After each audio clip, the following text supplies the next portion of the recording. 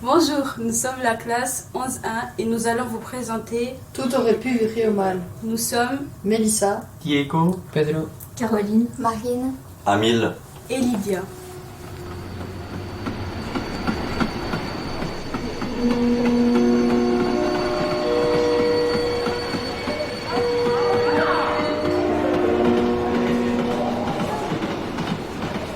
le train arrive à la gare.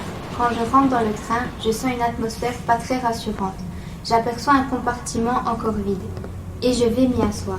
Par la fenêtre, je vois les gens qui montent et descendent du train. Je remarque dans quel monde étroit nous vivons.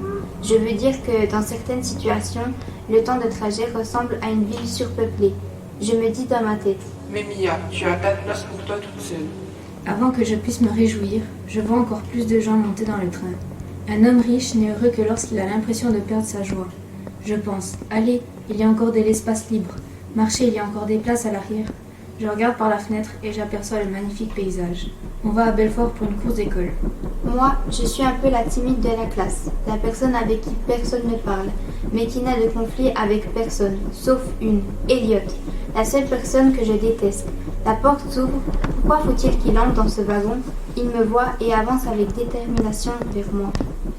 est-ce que je peux m'asseoir? Je me jure de ne pas lui adresser un seul mot. Mes yeux montrent les compartiments qui ne sont occupés que par une seule personne. Mais il s'assied et maintenant il me dévisage. Tu as pris quoi comme petit déjeuner? J'ai pris des chips, des sandwichs, un hamburger et une boisson. Ok, c'est tout? C'est déjà pas mal. vous pouvez manger maintenant. Mia, attrape ça. C'est un bout de croissant que Jason a lancé sur moi. Je ne dis rien, absolument rien. Peut-être parce que je me sens comme une petite miette tombée de la table et avalée par l'aspirateur. J'ouvre la boîte de pique-nique que mon père m'a préparée. Est-ce si difficile à faire? Oui, la relation avec mon père n'est pas toujours parfaite. Je prends le sandwich et je vois encore une petite note. Ma chère fille, même si tu as 100 fois cette feuille dans les mains, c'est la seule chose que tu entendras de moi. Je l'ai enrobée de plastique pour que tu vois que ce n'est pas un habituel message. Hello, c'est pas Pichou. Super, le beurre a fait bien mieux. Mon smartphone vibre. Je le sors. Quoi? 30 notifications sur Snap? Je jette un œil. Comme prévu. Que des images d'une quelconque fête. Tiens, est-ce que c'est Jordan? Hier? Pourquoi est-ce que je n'y étais pas? Où est-ce que cette invitation... Eh, tu as des chewing-gums? Elliot, pourquoi est-ce que je sois d'après? Parce que j'ai demandé. Va te faire foutre. Connasse! Il s'en va, je ne comprends rien. Pourquoi est-ce qu'il croit pouvoir venir comme ça vers moi? On se déteste. Autrefois, on était amis, mais il a fait quelque chose que je ne pourrai jamais lui pardonner. J'avais un rencard avec Jordan. C'est une chance exceptionnelle, car c'est le premier de la classe et le plus beau de l'école. Mais avant que je puisse parler, Elliot est venu et a dit « Viens vite, j'ai besoin de toi, urgence ». On entend tout à coup un bruit violent qui vient d'où il y a le conducteur du train. La prof décide d'ouvrir la porte malgré les interdictions. Au moment d'ouvrir la porte, les lumières clignotent et de violentes secousses viennent la perturber. Ça la propulse sur la droite. Mais en même temps, elle ouvre la porte et voit le conducteur couvert de bave. Monsieur, vous allez bien? Ok, je le prends pour lui. La prof fait un geste aux accompagnants qui étaient là et se rassied. Tout va bien, pas de panique. Poursuit la prof. Donc rassurée, je vais aux toilettes. Ce sandwich que papa a préparé, je n'arrive pas à le faire descendre. Je suis dans les toilettes et je sens beaucoup de turbulences, des secousses énormes qui me propulsent à l'autre bout de la pièce. Les lumières clignotent, bref, c'est l'horreur. Je décide d'en sortir. Je sors des toilettes et je ne vois plus rien. Il fait tout noir. Je comprends qu'il y a une panne de lumière. J'essaie de chercher ma sœur, mais cela est très dur. J'entends des bruits bizarres, comme s'il y avait des monstres. Je vois une camarade courir vers moi. Elle dit qu'elle a peur. Elle sent qu'il se passe des choses horribles. Elle s'enferme dans les toilettes. Je vois ma sœur au loin et je l'appelle. Mais elle ne vient pas. Là, je m'énerve et décide d'aller vers elle. Et là, elle me gifle. Je lui demande pourquoi elle a fait ça et elle part. Je lui cours après pour savoir pourquoi elle a fait ça. Mais Elliot me prend par la main et m'explique ce qui se passe. Allez, c'est contaminé. Comment ça, contaminé? Le museau. Mais tu parles de quoi enfin? Il tourne le visage et me dit Regarde. Alice est en train de baver. Je cours vers elle et je regarde son visage et son visage s'est transformé. Mais... Écoute. Écoute-moi maintenant, on va chercher les autres qui survivent encore. Va chercher Manon, Célia, Marc et... Non en fait. Laisse tomber, je le fais, suis-moi. Je peux le faire, c'est bon. Non, tu ne feras rien, tu ne sais même pas ouvrir une boîte de brocolis. Et tu veux essayer de battre à Muson. Mia, Qu'est-ce qui se passe? Lui, c'est Jean-Luc. Je ne le connais pas vraiment. Je lui dis que ma sœur s'est transformée en muson horrible, mais il ne me croit pas. Du coup, je le pousse et là, il la voit et elle se rapproche de nous. J'avance un peu plus loin dans le train et je constate qu'il y a d'autres amis à moi. Je dois m'occuper de ma copine. Je la trouve dans les toilettes, je la vois en train de vomir. Ça va? Ouais, moyen pas. Pourquoi tu vomis? J'ai vu un monstre. C'est vrai? Oui, il était bizarre, il fait trop peur. C'est pour ça que tu allais te cacher. Ouais. Du coup, j'entends les autres crier et la lumière s'éteint. Je sors des toilettes et autour de moi, tout le monde est couché. Je décide alors d'aller voir ce qui se passe à l'extérieur. Mais impossible d'ouvrir la porte ou même les fenêtres. Du coup, je décide de retourner vers les autres. Les lumières se sont rallumées à moitié. Ça fait une ambiance tamisée et ça fait encore plus peur car on essaie de voir quelque chose mais on n'y arrive pas. En revenant, je regarde s'ils sont des musons ou pas. Je regarde un, il n'est pas infecté. Juste il dort comme un cochon. C'est Jason.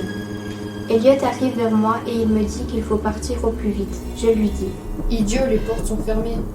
Après avoir rassemblé tout le monde autour de lui, Jean-Luc, qui a compris en premier qu'il s'agissait de monstres nationaux, le prend. Il faut trouver un remède, il faut un antidote. Jason, le sportif de la classe qui ne pense qu'à ses abdos, dit. Mais de quoi tu parles? On n'est pas dans un film. Emily, la fille modèle, toujours avec une jupe, dit. Dis tous Émilie, on prend un selfie sur Insta, elle sera magnifique cette photo. Émilie, il faut rallumer le disjoncteur, il doit se trouver à l'arrière. Il faut que tu y ailles, et tout de suite. Tu y vas ou pas? Émilie hoche la tête pour dire oui. Je cours vers Jean-Luc. Il répète que le seul moyen de s'en sortir, c'est de fabriquer une potion ou un antidote. Jean-Luc dit aussi que le monstre lui fait peur et qu'il est incapable de faire ça. Je me rapproche de lui et je lui dis « Ne t'en fais pas, je maîtrise la situation. » Pendant que Émilie part allumer la lumière, je réfléchis à comment faire pour faire revenir les autres. Elliot dit qu'il a la solution pour faire l'antidote. Une recette avec du poison, de l'aspirine et de l'eau. Mais nous n'avons pas d'aspirine. C'est là que Jordan dit. Tu trouves pas qu'elles ont mangé du citron pour baver autant? Je le regarde et me dis que ce citron n'est pas si une mauvaise idée. Je trouve qu'il y a un peu de vérité dans ce que tu as dit. Si ça se trouve, la bave peut être le citron, les griffes un autre aliment, et que pour chaque caractère, il y a un aliment. Mia, tu as raison. Peut-être il leur faut des protéines? Je lève les yeux. Émilie est de retour. C'est bon, je l'ai fait les losers. Bon, fini de parler, passons à l'action. Jean-Luc, qu'est-ce que tu attends? Va leur dire.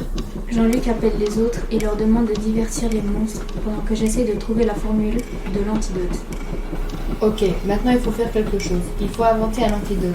Mettez tout ce que vous avez à manger ici. Allez, dépêchez-vous. Alors tout le monde met ce qu'il a sur la table. Salade, sandwich, chips. Émilie, mets aussi tes maquillages, on en aura peut-être besoin. Écoute-moi bien, toi, on n'est pas amis, ok? Je te parle juste parce que t'es la jumelle à Alice. Sinon, t'es rien ici. Et pour mes maquillages, c'est hors de question. Allez, mets tes maquillages, Émilie. Je t'en achèterai des nouveaux. Ah, alors si tu le dis. Émilie sourit, Jordan ne prête pas attention. Moi, j'ai vu dans un jeu vidéo qu'il fallait me pisser dessus. J'aimerais faire l'antidote. Ma sœur m'avait expliqué qu'en mettant un aliment et des cornichons, ça faisait une réaction chimique. Je pense que je devrais mettre un bout de jambon avec de l'eau gazeuse. Je vais essayer. Je prends ma bouteille d'eau, je mets la viande, mais aussi une pomme, du parfum, des trucs toxiques. Et je la secoue longtemps. Voilà, j'ai réussi. Je le mets dans mon sac et je vais voir les autres. Ok, j'ai tout, on peut y aller.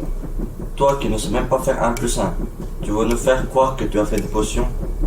À ce moment-là, je perds toute ma confiance et mon cœur bat de plus en plus vite. Tout le monde rigole. Stop, arrêtez, fermez-la. Tout le monde le regarde et il continue. Mia, écoute-moi bien, tu es capable de tout, tu peux réussir.